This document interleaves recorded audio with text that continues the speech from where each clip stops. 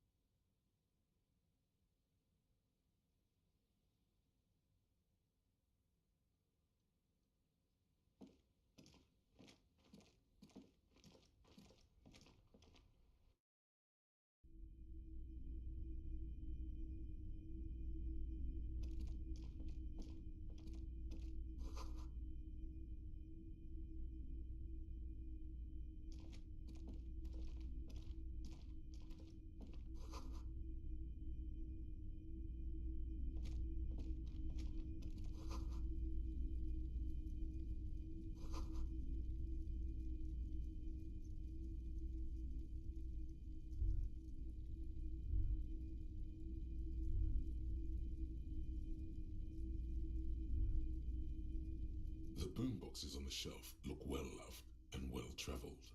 Chipped, dented, they stare at you with the unblinking eyes of their tape reels. One especially catches your eye. Deep gold and amber plastic with a big old handle on top. A classic boombox that says, Stereo 8 approved. This is you.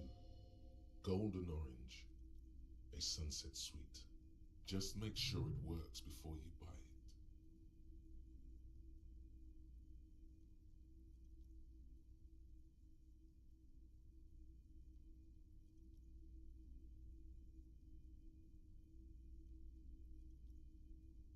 Is the Harman Welshie W2, made in Vespa, designed in Seoul, plays all reel-to-reel formats, 2mm, 8mm, 12mm. It's even got a little radio in there. It'll set you back 12 real. If police work means playing tapes, sure, you can use it for that, or any other time you'd need to play a tape.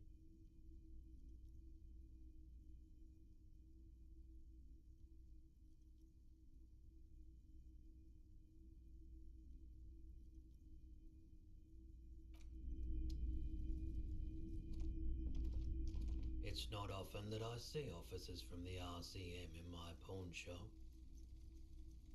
What can I do for you? His courtesy is not insincere, but he prefers being alone with his projector, just watching the movement of light across the walls of the shop. I haven't had any problems myself, though some of my customers have complained about inconsistent law enforcement.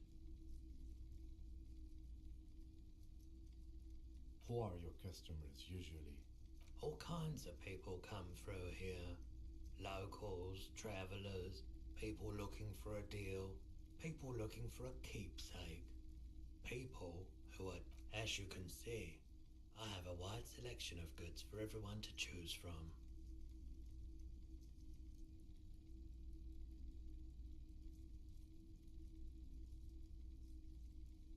It keeps me entertained.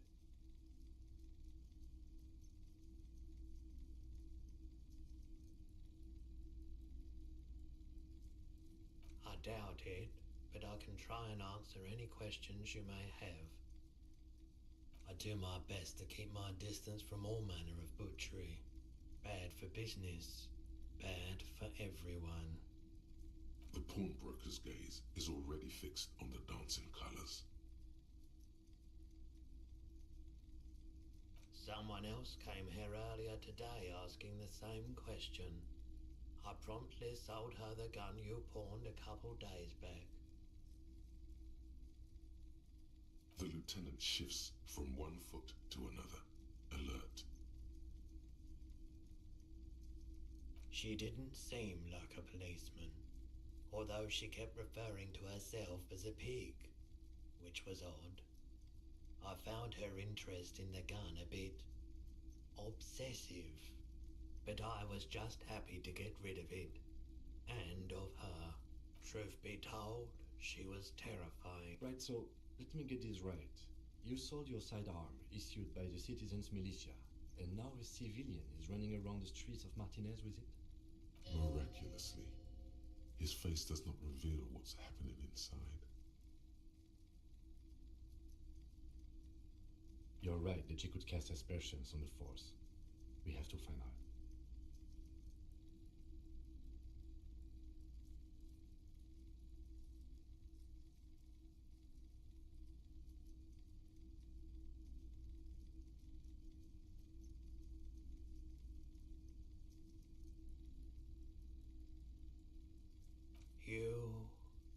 We came here too. That just sounded really, really bad. You were adamant about getting rid of it, officer. Said you were undeserving of a service weapon of the Revachol Citizens Militia. And I don't like keeping guns around the shop for long. Off the charts photon emissions. The unhealthy kind. He's not telling you the whole story. It seems he's trying to spare you. You weren't quiet yourself, officer. You were very distraught. You said the gun was a threat to your life and that you can't trust yourself with it tonight, and that you need the money. When I said that I don't normally buy firearms, you put the gun barrel in your mouth and sort of sucked on it. Then I agreed to take it. Very normal behavior. You must have been in great shape.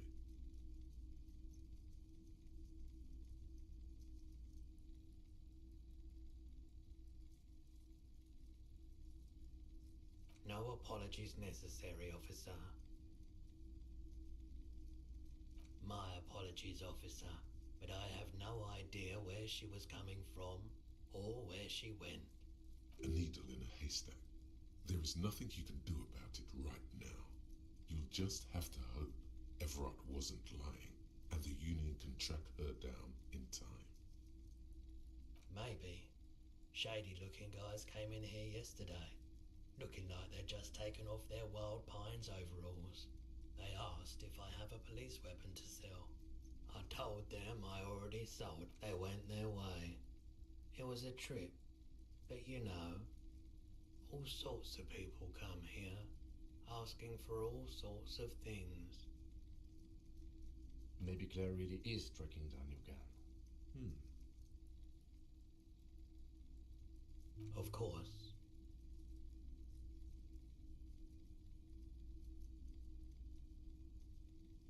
Yes, we'd like to sell these hubcaps. Roy takes the hubcaps from the lieutenant and inspects them. The spinners appear iridescent in the dancing light of his pawn shop. Yes, these are very, very good. Did you defraud some foreign prince for them? Jump a mesk banger? No matter. I'll give you 200 real. No one was defrauded or jumped, I assure you. Of course, I meant no offense. 200 real for you, officer. Delightful doing business with you. Do come again. Thank you. Here's the 100 real you need for your bill. Do not waste it.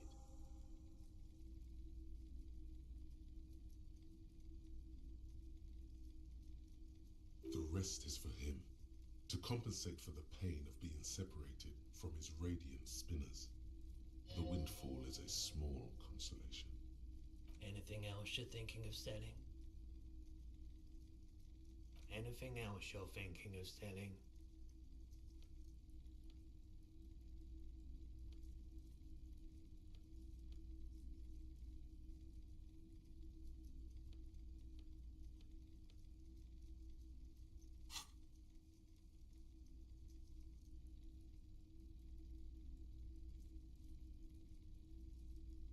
Oh, no.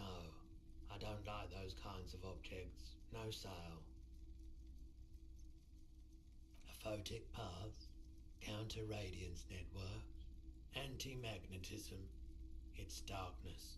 That's all I know. You have absolutely no idea what aphotic paths are, but the tattoos on the man are not that. Jean-Baptiste summer dinghy rates is 31. What a pleasant time that was. So, what do you want to know? Price? I can give you 320 for it.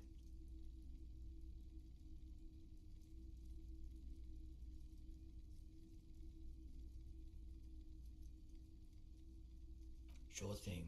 So, do you want to sell anything? Another time, perhaps.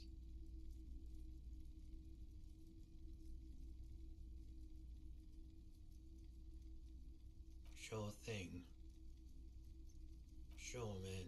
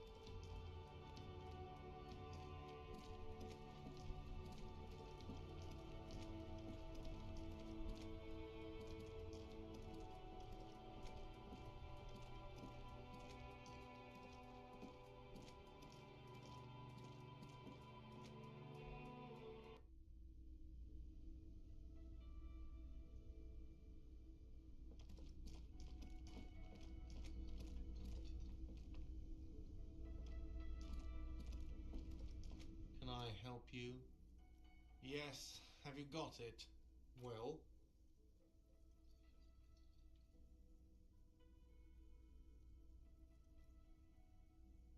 Great. Thank you, officer. That's all I wanted.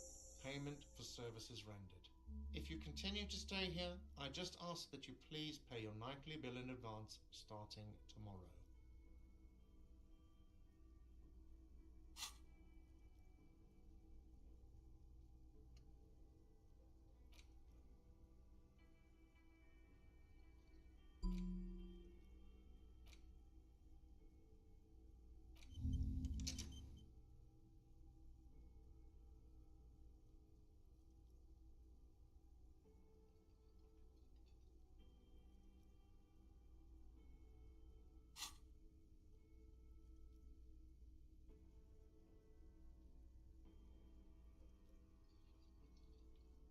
The electronic lock to your room has been disabled till 9 p.m. tomorrow. Please pay for each night in advance starting tomorrow. 20 real per night. I'll take a room here too. Of course. Always happy to have officers from the RCM as guests. Anything else I can do for you?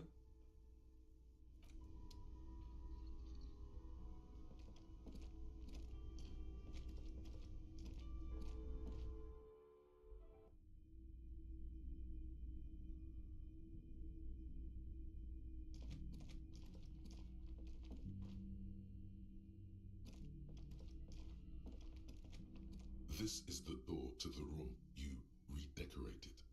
Just a moment. You had some questions earlier, I believe.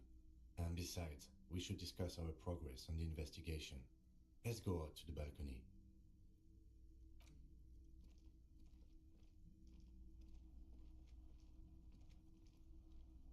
The air outside is brisk. The lieutenant is silent for a moment. He listens to the traffic hum. Then, Where shall we begin? We should talk about the investigation, first and foremost. But I also remember you wanting to discuss the RCM? They're quite limited, actually. The power officers of the Rebachol Citizens Militia exercise most frequently is imposing fines of up to 1,000 real for offenses, in accordance with an interdepartmental schedule. We can arrest people, of course, but rather than bringing someone in directly, it's preferable to serve a station closely. It prevents confusion and overcrowding.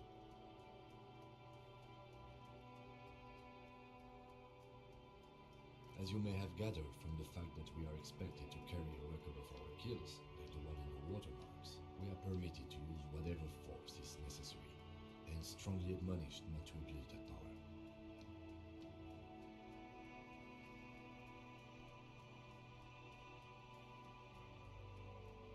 The coalition government, and the moral intern more broadly. The RCM was formed by the coalition government to restore order in the international zone after the revolution. So we did. Now we attempt to maintain that order. No more, no less. Or perhaps it is better to say we were allowed to form. It's a point of contention whether the citizens of Rebachol or the coalition government founded the RCM. Be sentimental if you like. Either way, the Moralinton leases us the right to keep the peace in this city, and they will take it away if we misuse it. or if they think you do.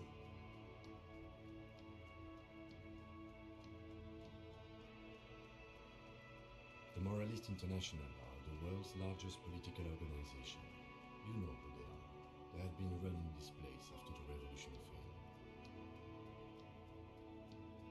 They are a union of center-left and center-right parties across the real belt. Our coalition government is just one of its many projects.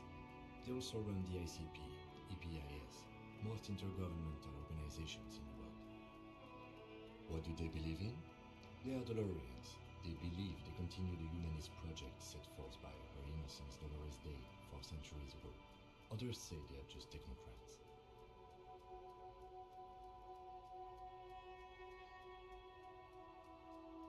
Those others say they continue the humanist project set forth by Dolores Day.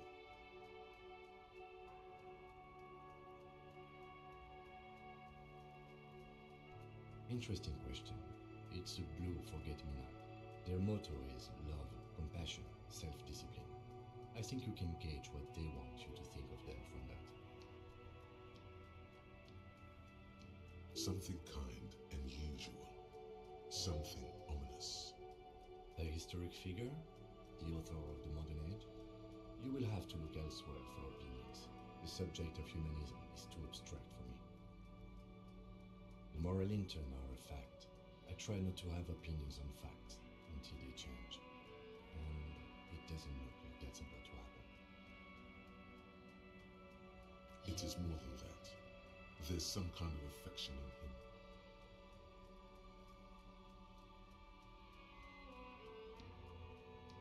The lieutenant breathes out a chestnut-scented cloud of cigarette smoke and looks at the city he's sworn to guard. Do you?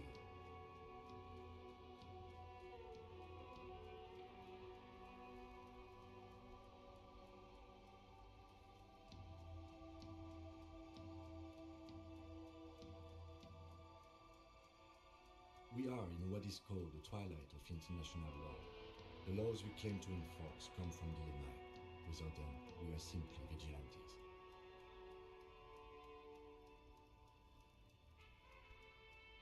Then you will adore Martinez. For many of these people, the Union especially, vigilantes is precisely what we are. Personally, I don't enjoy it much.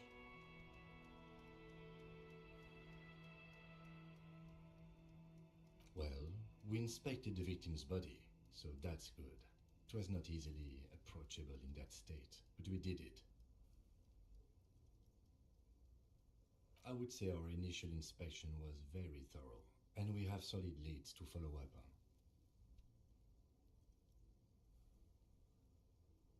Then you shot him in the chest, which wasn't ideal, and we still have to get him down from the tree. By not ideal, he means he can't believe he let you try that trick and would be angry if he didn't feel the outcome was partly his responsibility. Being sober also tends to help with precision. But moving on to the interviews. We conducted an interview with Everard Clare. He wasn't particularly forthcoming with useful information, however. He's not saying much on the matter because he thinks you could have gotten more out of Everard. Claire also helped you, how should I say, remember your name? That's a relief. You can look into the process of changing your name after we finish this investigation.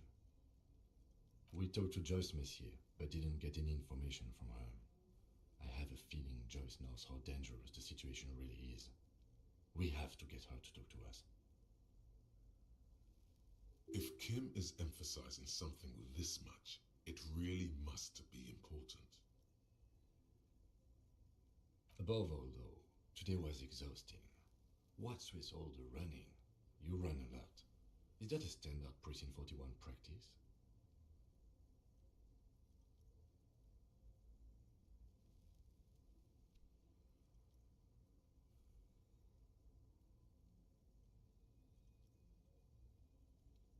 It's impressive, especially for a man your age, and in those hills. Nice shoes, by the way. I like the green. Goes with the orange. I have a cigarette every night when I go over my notes. It's something of a ritual.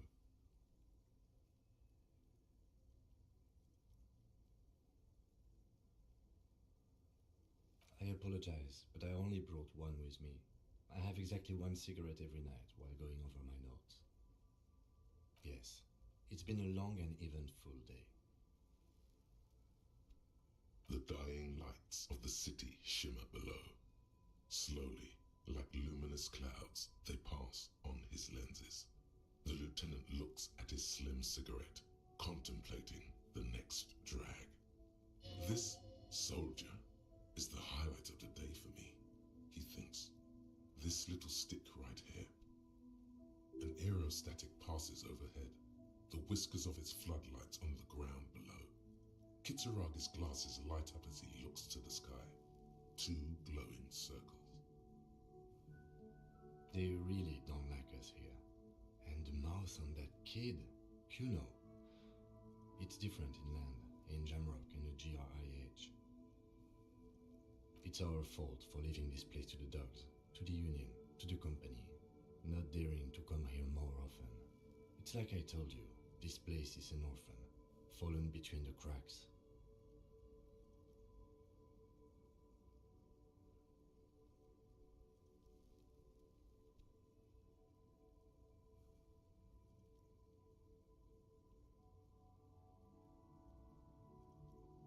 We run this city. West of the river is Elysium land.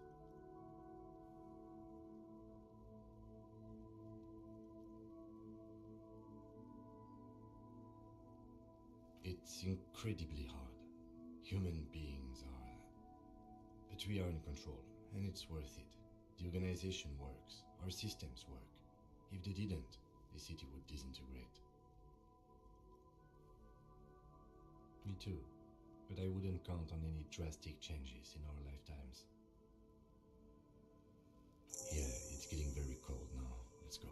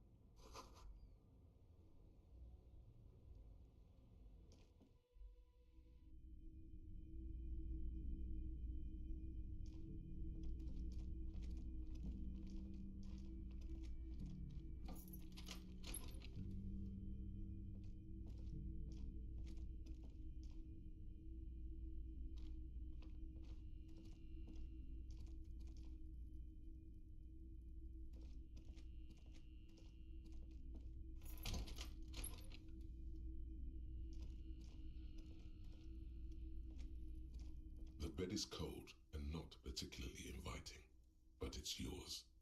The sheets look awful. The option to go to sleep becomes available every night after 9 p.m.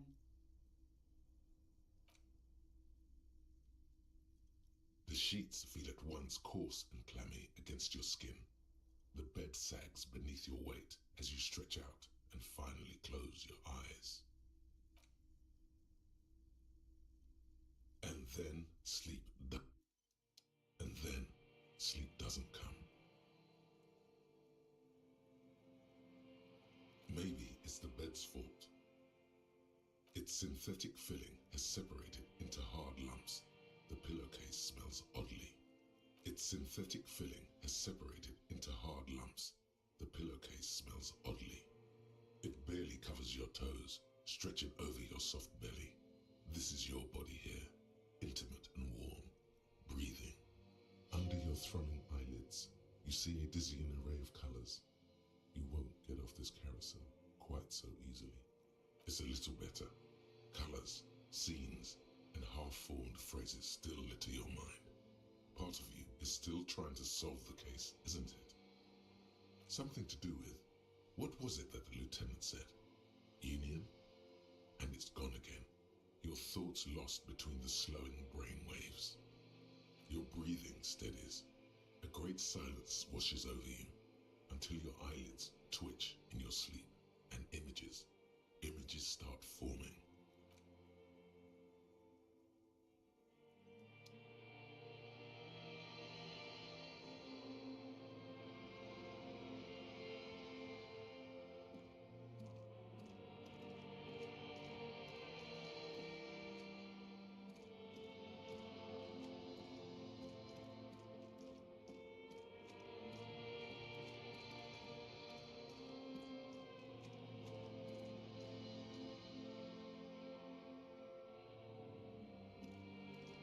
Do you remember the scent of your childhood?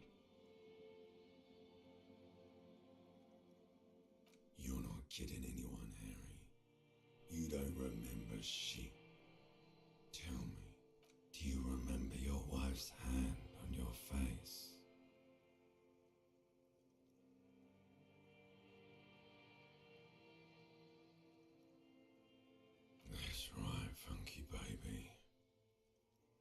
You just stood there, one hand on the bottle and the other on your dick, watching her go. Let it all be dragged away from you. Tell me, where are your friends? Human beings have friends, Harry boy.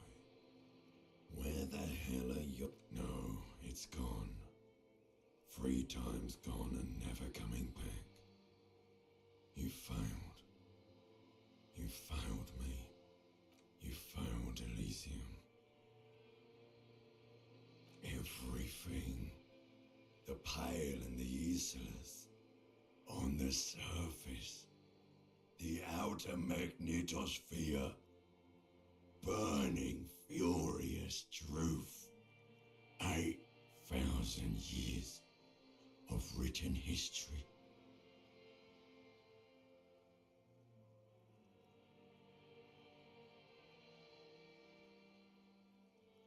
You really dropped the ball, Harry.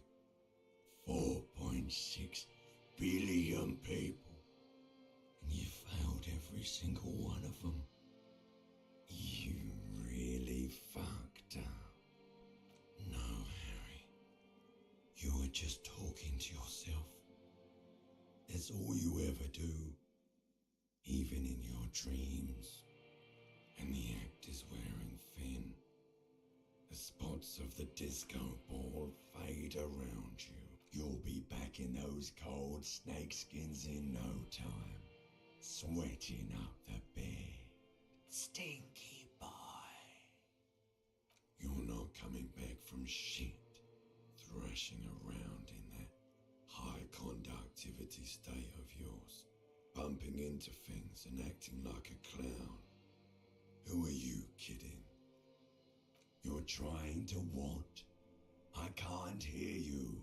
This is just a word dream now. Jumbled up garbage. The pictures are gone. The bed rises to meet you. A thin, sleep-like state.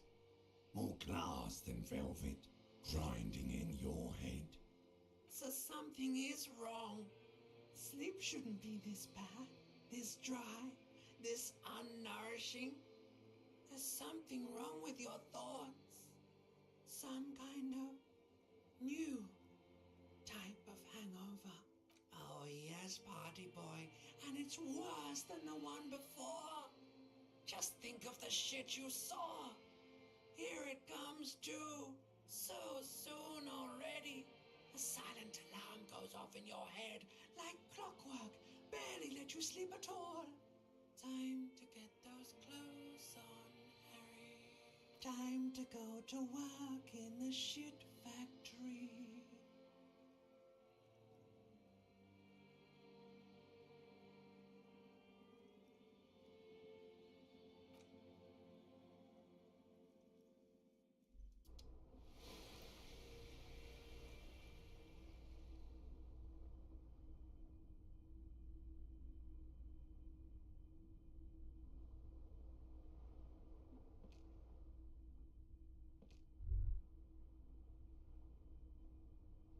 Good going, buddy.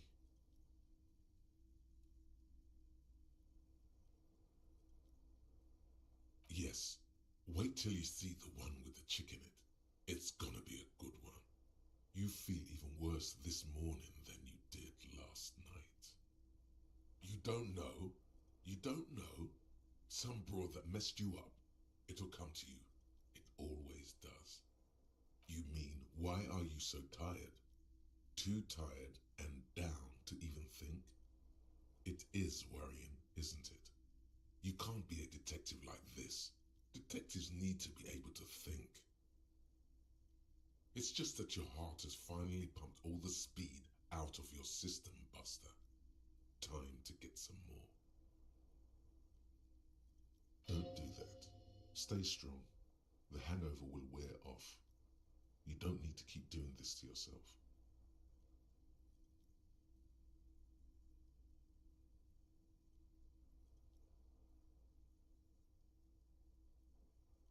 Speed is a potent central nervous system stimulant. It kept you propped up all day yesterday. Despite your debilitating hangover, how else did you think you even got up from this floor? You got up from this floor because of a holy vow you made 16 years ago with me. To wake up exactly 7:30 every morning until the day you die. Don't be silly. There was no vow. You were high on speed. That was the only reason you got up. You can't detect without it. It's that simple. Are you sure? Ready to live as this pathetic shell of yourself for days? Basically, a week. Let's be honest, 2 weeks. Maybe 3. You won't make it. Half the town will be dead by then. You will be fired. Suit yourself, slow, sad shell man. See how you do without your spark.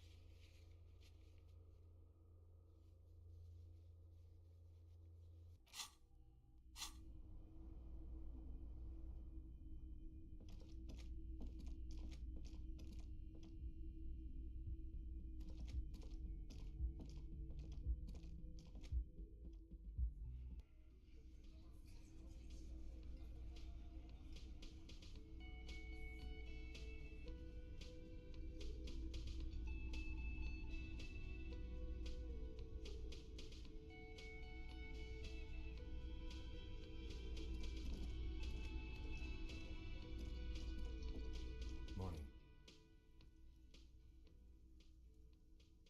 Looks like we can get to work at once. The Union muscle turned up. They look rowdy. We should talk to them. I completely forgot. Sorry, I had a rough night's sleep. It's them by the looks of it. Loud and nasty, just like the manager said. One loose thread less to worry about, and one big problem to replace it. I mean ungovernable. Martinez isn't exactly enthusiastic about the RCM being here. They prefer to be policed by the Union. These men here. Men who drink beer for breakfast? There's talk of an armed wing of the Union called the Hardy Boys, who are responsible for state policing. I think it's them. Everything points to the Dock Workers Union.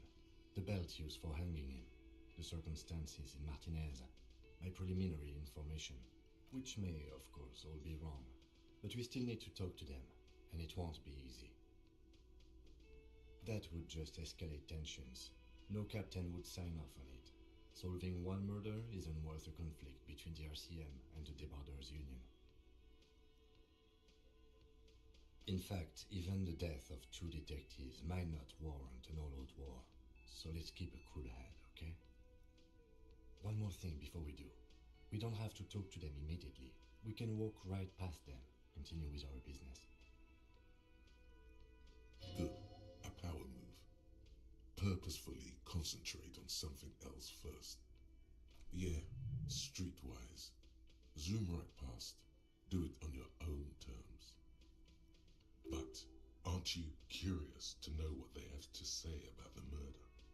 They're in no hurry to leave. They think they own the place. Anyway, I leave that choice to you. Whatever you decide is fine by me.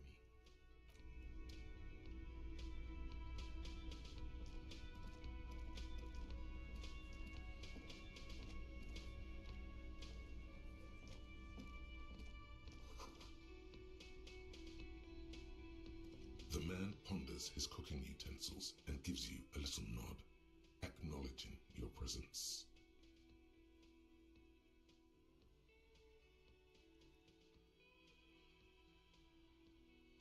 Speak Revacholian?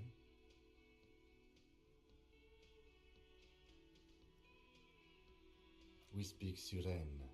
There is no such thing as the Revacholian language. But don't worry, your message remains clear. The cook is still smoking, ash falling from between his fingers. His hands are large and clean. Good thing he didn't understand a word of your stupidity.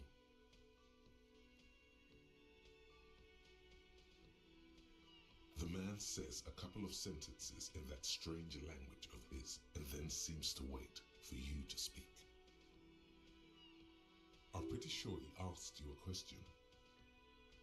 He doesn't know your language. You can just say something cool in return.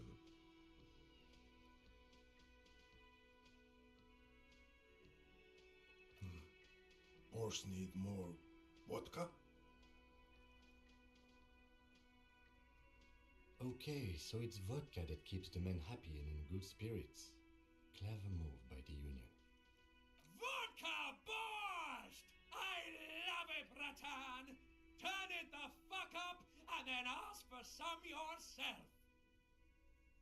Turning it up seems like a dangerous idea, honestly. The place is a powder keg.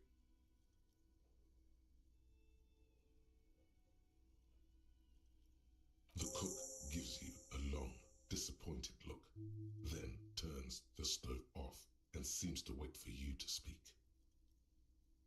He looks up at you, then looks away quickly, shrugging and muttering something to himself.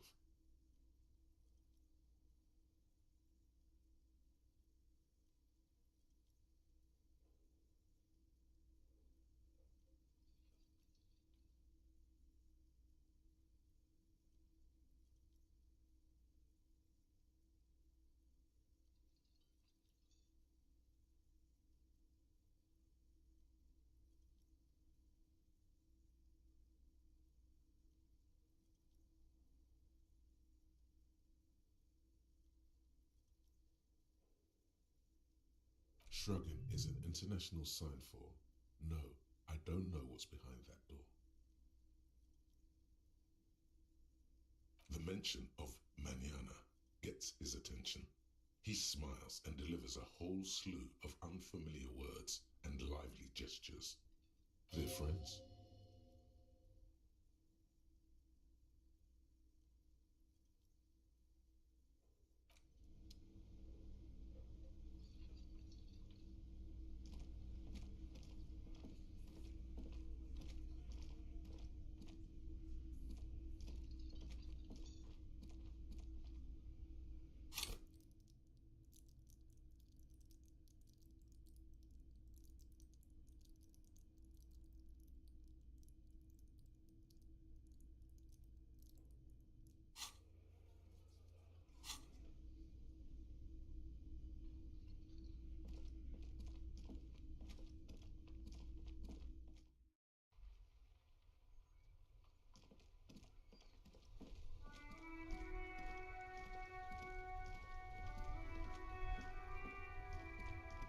Inside, you see a set of steering levers, a radio microphone, a pull-out toolbox, and the soft... This is Precinct 57. How may I assist you? Yes. The armor was produced by Fairweather in their facilities in Betancourt, sur la Clé in 42.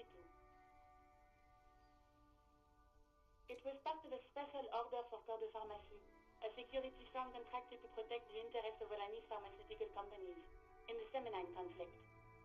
So, it seems the armor went to Semenine. That's where the pivot trail ends, though. Even the firm has proven difficult to track. Corps de Pharmacie has been renamed several times over in the years since the armor was issued. The most recently registered firm that the ICP has been able to connect to the CDP is a military contractor called Trenel, and the one before it was Downwell. I think they might be the same contractor. Armor like this isn't mass-produced. It would have probably been fitted. Perhaps there's a record of who signed for this particular suit of armor. Yes, but the ICP tends to be reluctant to share private sector records. I could try to talk them into it, though. This is a fun challenge for her, an opportunity to contribute beyond doing her job by rote. She'll gladly put in the extra effort for Team RCM. Glad to help. Call back tomorrow. Hopefully I'll have more for you then.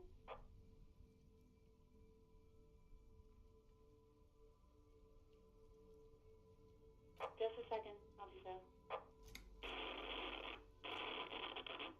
Sylvie Malaika on the line for you, officer. Yes, hello? Oh, great. What else do you need, detective? No, I don't know. It wasn't me. I haven't been out there since. I was terrified of the stench and the corpse. Yes, I know who you are. You're a police officer. The law. This exact conversation has happened before. Establishing authority before this young girl seems to have been important to you in the past. Don't go there again. You told me back in the whirling. You told everybody, and showed us your badge. I don't need to hear about it anymore. Oh, no, I haven't, sorry. Real policemen have uniforms too, by the way. Where's yours?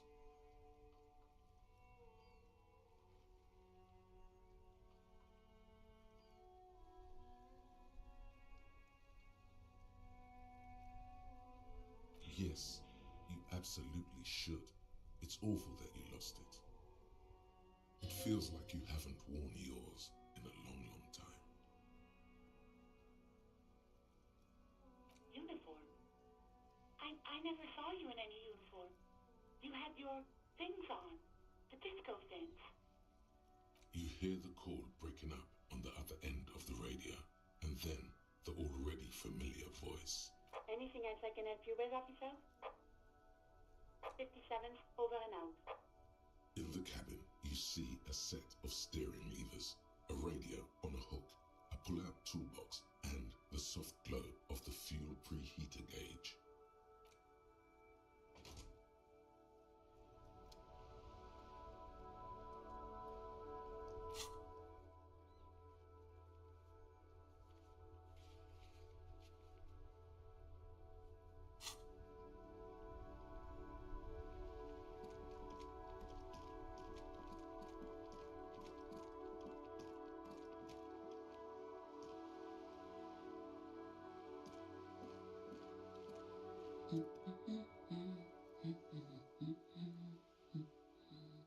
Yes? Hello? Me? No one. I'm just a working class woman. She doesn't really want to be disturbed that much. If she's such a working class woman, why isn't she working? Looking for something to read.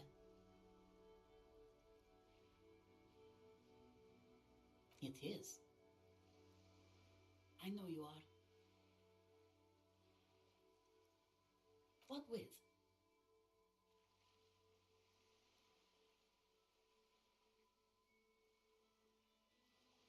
My husband? No, he's not. I don't know. At home now? Out drinking with his friends? Working? Where is this going, officer? Yes, but I don't really need to know where my husband is. Not all the time. No.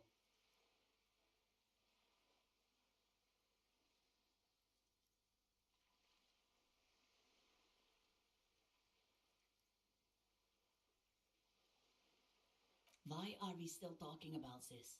I haven't lost my husband. She has, though. The husband is totally lost. You should tell her that it's okay. What?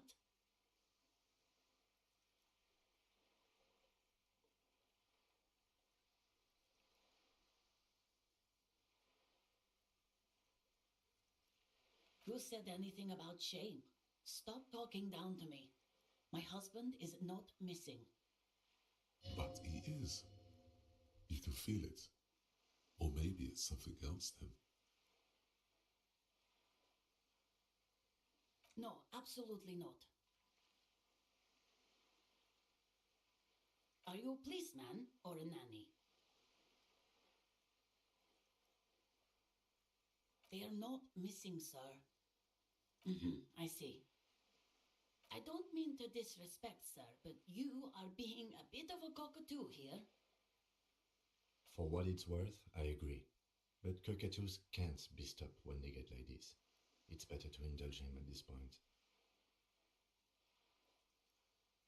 Nothing. Go read up on them if you're so interested. There's a great book in the bookstore. Maybe you should. What if the cockatoo is your astral captain? Or your... Wonderful. The store is open.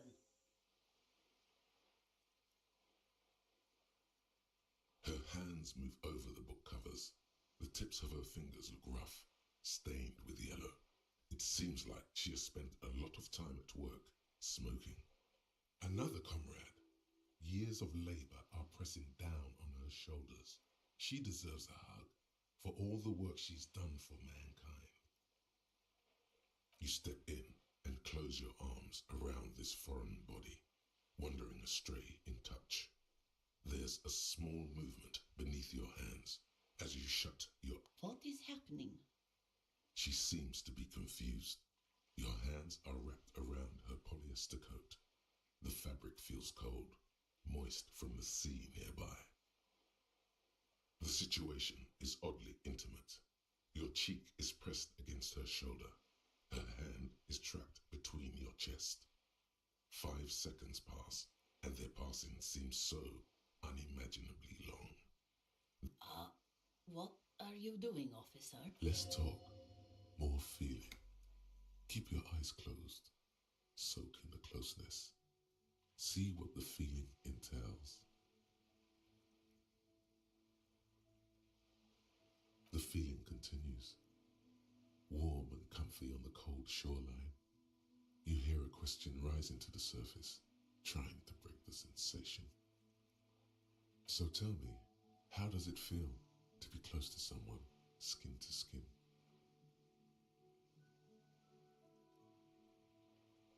I wonder how long it has been since you last hugged someone.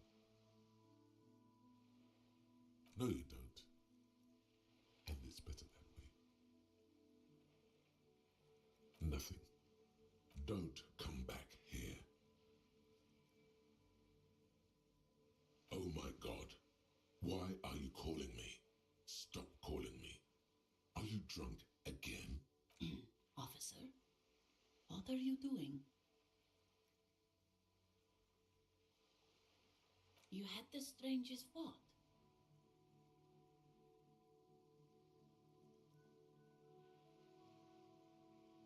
It's okay. We all feel out of sorts at times. There you go, officer. I'm sorry. I don't really understand what you're talking about. We can take a break if you're feeling unwell.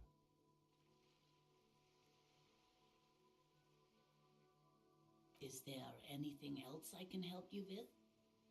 The woman before you nods and returns to her reading.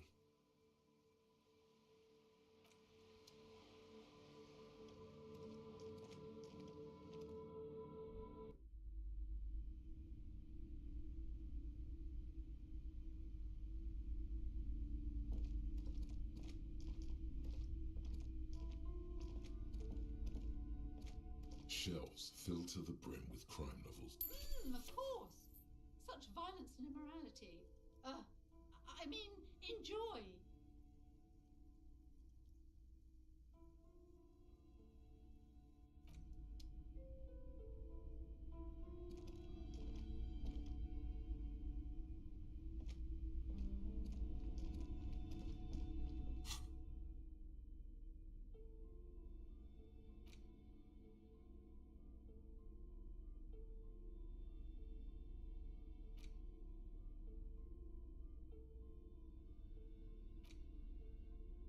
In your hand, you hold Dick Mullen and the Mistaken Identity. The brittle paperback, the cover features a pastiche of different scenes. In the foreground, a man in a dark overcoat clutches a pistol to his chest. Rising up behind him are two silhouettes wrapped in a passionate embrace. The tagline reads, Detective Dick Mullen must prove his innocence after an old friend is murdered by someone who looks just like Dick Mullen. That seems to, needless to say, it violates nearly every RCM regulation for a detective to investigate a murder in which he... Are you really reading that, detective?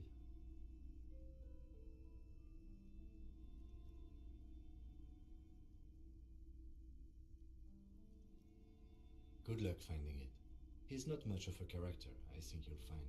Just a stand-in for the reader. The point is for the reader to feel like they're solving the crime, along with Dick Mullen.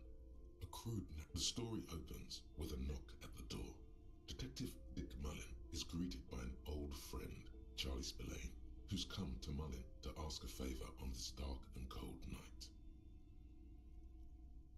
Spillane needs Mullen to drive him in from Vespa to a small town along the Elysium coast. Despite his friend's apparent agitation, Mullen does as he's asked, then returns home where he passes out drunk, as he does most nights. An extremely unprofessional and hurtful stereotype that's offensive to all upstanding officers of the law. 2 days later, Mullen is arrested by the Vespa police and charged with the murder of Charlie Spillane. At his interrogation, Mullen learns that Charlie Spillane was shot in a bar in the very town Mullen dropped him off in by a man matching Mullen's description. Desperate to clear his name, Mullen manages to convince the Vespa police to release him for 3 days so that Mullen may solve his friend's murder and prove his innocence. What's the matter, detective? The lieutenant shrugs, resigned to the idea that his profession will rarely, if ever, be accurately represented in art and literature. They're not shitting you, detective. This is what the writers think passes for police procedure. Of course, Mullen didn't do it. That's the whole premise of the book. Anyway, Mullen returns to the seaside bar where Spillane was murdered and meets a beautiful, mysterious woman named Diana Deneva. And not just any dame. She's truly one in a million, a knockout whose mind is as dangerous as her curves. But she's got a secret. She's any man's kind of woman, according to this book. Are you sure about that?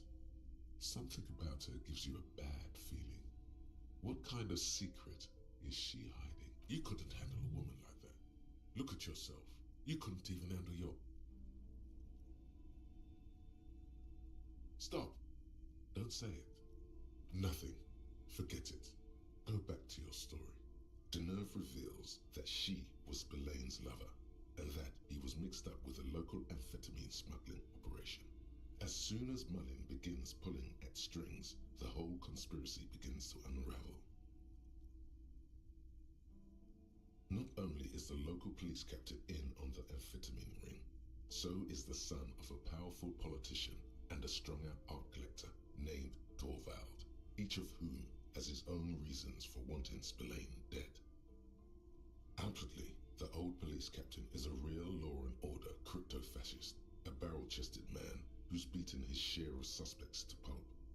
But he's also dirty and increasingly paranoid that someone's going to expose his role in the drug ring.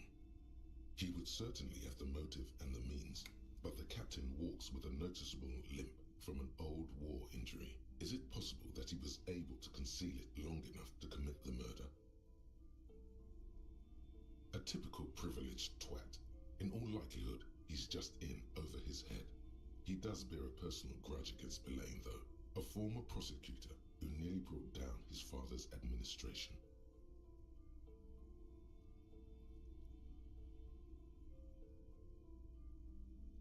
The kid doesn't exactly have Dick Mullen's manly build, but he is the correct height, and while interrogating him at his home, Mullen did notice a certain overcoat that looks suspiciously like his own.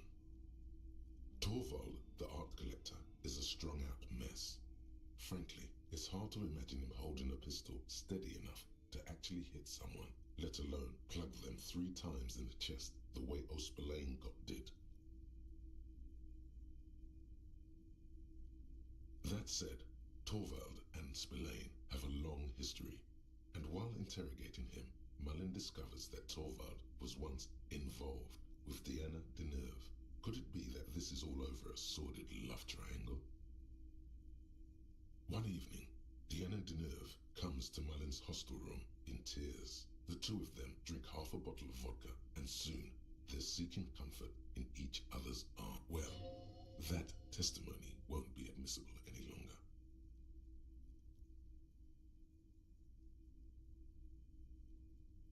The man's a prosecutor's nightmare. Solving a murder counts for nothing if all the evidence gets thrown out in court over police misconduct.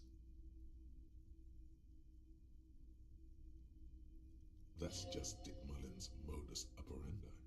He might bend the rules, but he closes cases like no one else can. As the two lovers share a post-coital cigarette, Deanna Deneuve turns to Mullen and says, "By the way, Dick, there was something else I meant to tell you."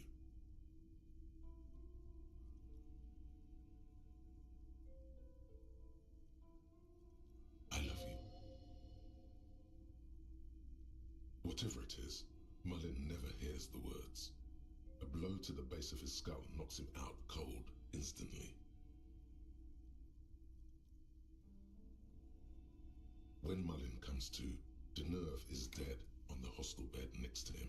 To make matters worse, his clothes are covered with her blood. Mullen trashes his blood-stained clothes and flees the hostel, knowing it's only a matter of hours before the cops discover Deneuve's body, if they haven't been tipped off, or fleeing a crime scene, destroying evidence. Even if Detective Mullen didn't commit the murder, he should be facing years behind bars. Dick Mullen won't be sent to the clink for the sake of some legal niceties. The heat is on. If Dick Mullen can't solve both murders before the cops catch up to him, he's going away for life. Can you solve the case before the cops close in? What is it, Detective? It's a dangerous line of work, but somebody has to do it. That's why Dick Mullen never lets anyone get too close. There was never a time when he wasn't a detective. He was born a detective. For a moment, you cease to read the story on the page and see the book for what it is, a collection of brittle, cheaply printed pages held together by glue made from the hooves of horses. You won't find the answers you're looking for here, in other words. Is it really so evil, Detective? Then why are you still here?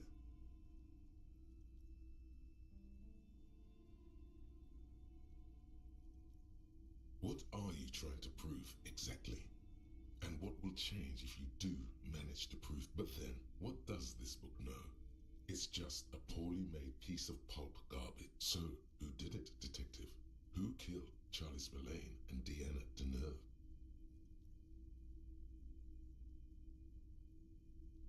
What? That doesn't even make sense. There's never a straight answer with you, is there?